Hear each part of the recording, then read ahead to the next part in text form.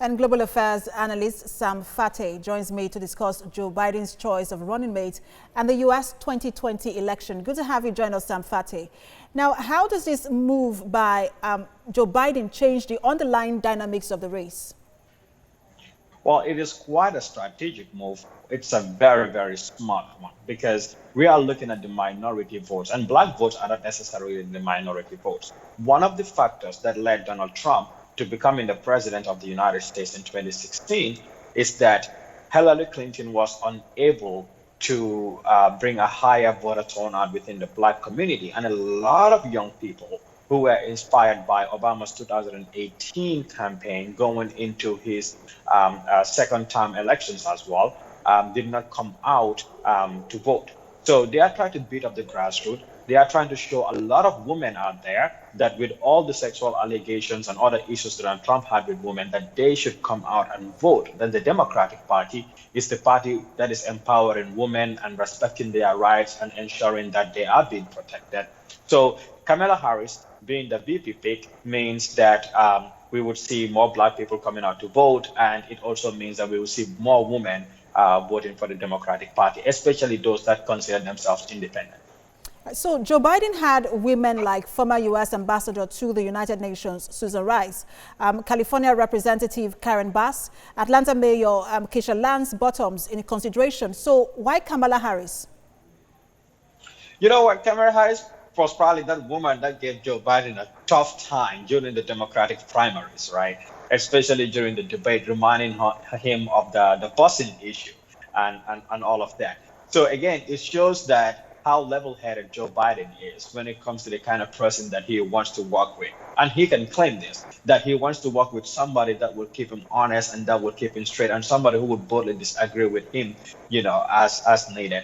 So again, if you look at all the names that you mentioned, they are not, when it comes to like debating, and right now, when it comes to the politics of scale in the United States, they are not ahead of Kamala Harris. I think, if not for anything, picking Kamala Harris is a big boost, like it's an added boost. It gives a certain level of confidence that maybe, just maybe, they got it right to vote out Trump. So like you rightly mentioned, Kamala Harris slammed Biden's stance on segregated busing in a June 2019 presidential debate. Some liberals also accuse her of being too aggressive in policing as a prosecutor. So will this do any damage? No, in fact, that is where the balance is. You have a lot of, people that have gone on because of the politics of fear that have gone on to vote for Trump and are supporting Trump. Law enforcement within communities, especially black communities, of course, cannot be avoided. It is needed. Yes, she was a prosecutor. Prosecutors are usually in the United States very, very tough. Unlike other countries where there is English or common law, prosecutors here have a lot of power, especially in courts. So, of course, that would be used against her, but that is within the Democratic Party. Do the Republicans have the power or the ability to use that? No, they don't really want to show her as that person that is tough.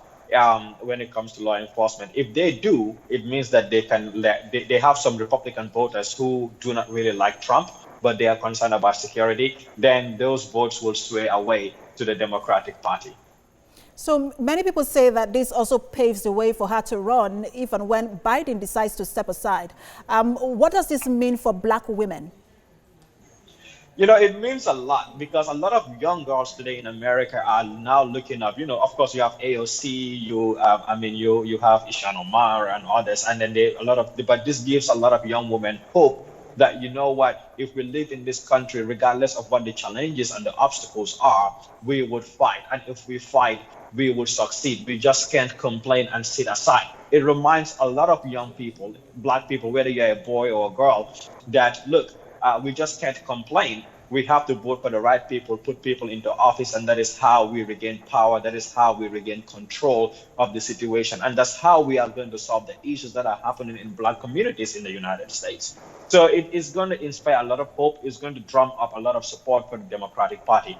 One thing, if we understand the history of the politics in this country, it flipped. The most black people were in the Republican Party in terms when Americans had their civil war and slavery, and gradually, by the time the civil rights movement started, that's really when the flip happened, and black people went from the Republican Party to the Democratic Party, and a lot of white Southerners went from the Democratic Party to the Republican Party. So there's a lot of history there.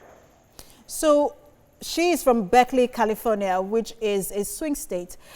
Does this mean that automatically California will go to Joe Biden, Kamala Harris?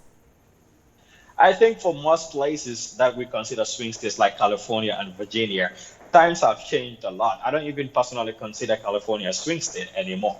And California have a lot of the electoral votes if for folks that understand the U.S. American Electoral College system.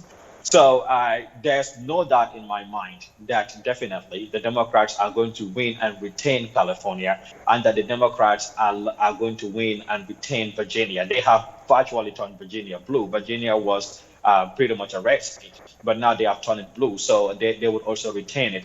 Now, of course, the question is battleground states such as Florida. What is going to happen in a place like Florida?